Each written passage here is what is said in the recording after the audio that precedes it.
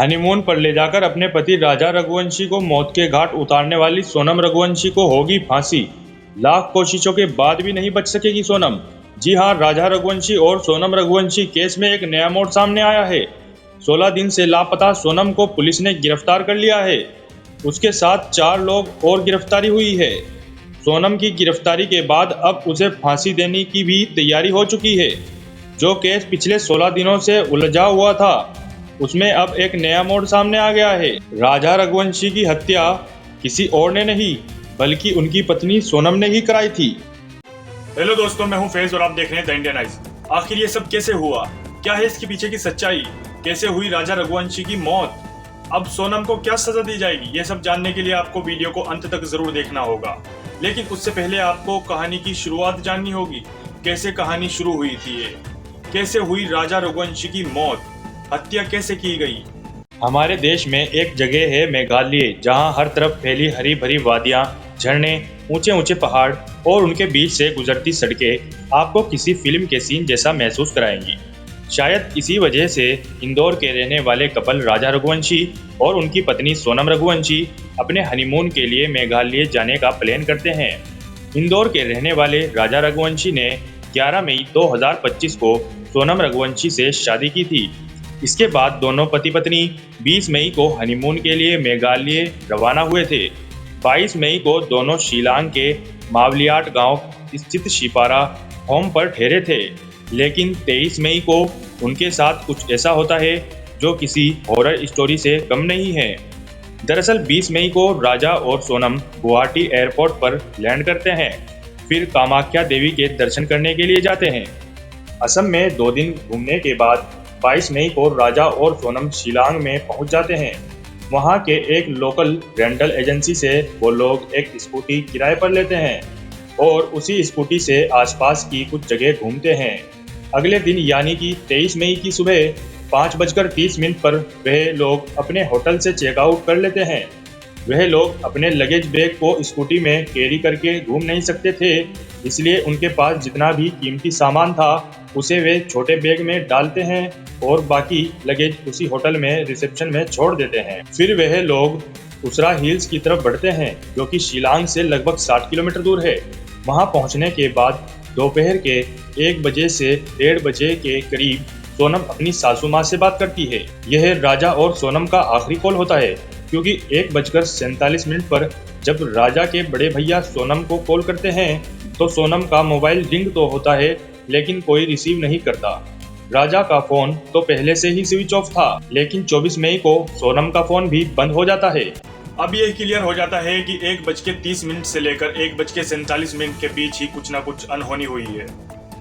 राजा के भाई विपिन तुरंत शिलांग पहुंचते हैं और वहां होटल जाकर वहां से पूछताछ करने पर उनको पता लगता है कि राजा और सोनम तो 23 मई सुबह 5:30 बजे ही वहां से चेकआउट करके चले गए थे और उनका लगेज अभी तक होटल के रिसेप्शन में ही है, जिसको अब तक कोई लेने नहीं आया।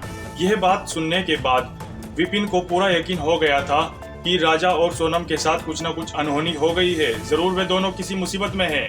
करीब 50 रेस्क्यू टीम बनाई जाती हैं, जिनमें लोकल्स, पुलिस, SDRF, NDRF और NGO के लोग मिलकर सर्च ऑपरेशन शुरू कर देते हैं। जहां लोग नहीं पहुंच पा रहे थे, वहां ड्रोन और हेलीकॉप्टर की मदद से सर्च ऑपरेशन चलता है, लेकिन लगातार बारिश की वजह से काम बहुत मुश्किल हो जाता है। 2 जून यानी लापता होने के 10 दिन बाद जहां स्कूटी मिली थी, वहां से 25 किलोमीटर दूर एक बॉडी मिलती है। हाथ में एक टैटू बना हुआ था और उसमें राजा लिखा हुआ था। जब पुलिस ने विपिन को ये बॉडी दिखाई तो विपिन ने पहचान लिया, ये तो उनके भाई की ही बॉडी है। सबका जो डर था वो सच हो जाता है, हाहाकार मच जाता है। लेकिन ये कहानी यहीं खत्म नहीं होती, बल्कि यह केस अब और भी उलझ चुका था। राजा के परिवार वालों ने बताया कि वह घर से निकले थे तो उनके गले में एक सोने की चेन थी और 2 वेडिंग रिंग्स और एक डायमंड ब्रेसलेट था, जिसकी कीमत 10 लाख रुपए थी। लेकिन पुलिस को जो मिला था एक सफेद कलर की शर्ट, एक पेंटाप्राजोल की टेबलेट, एक वीवो का टूटा हुआ फोन और राजा की स्मार्ट वॉच। लेकिन सोने की चेन और दोनों रिंग्स और ब्रेसलेट गायब है। पोस्टमार्टम रिपोर्ट के जरिए पता चला कि किसी धारदार हथियार से राजा की हत्या की गई है, क्योंकि उसकी बॉडी पर निशान और घाव थे और उसको मारकर नीचे खाई में फेंक दिया गया था। जैसे ही ये बात मीडिया के जरिए सोशल मीडिया पर पहुंची, लोगों में गुस्सा फूट पड़ा और वे सड़कों पर उतर आए। विरोध और प्रदर्शन शुरू हो गया। जनता के भारी दबाव के बाद पुलिस ने तुरंत विशेष जांच टीम SIT का गठन किया और सोनम की तलाश को प्राथमिकता दी।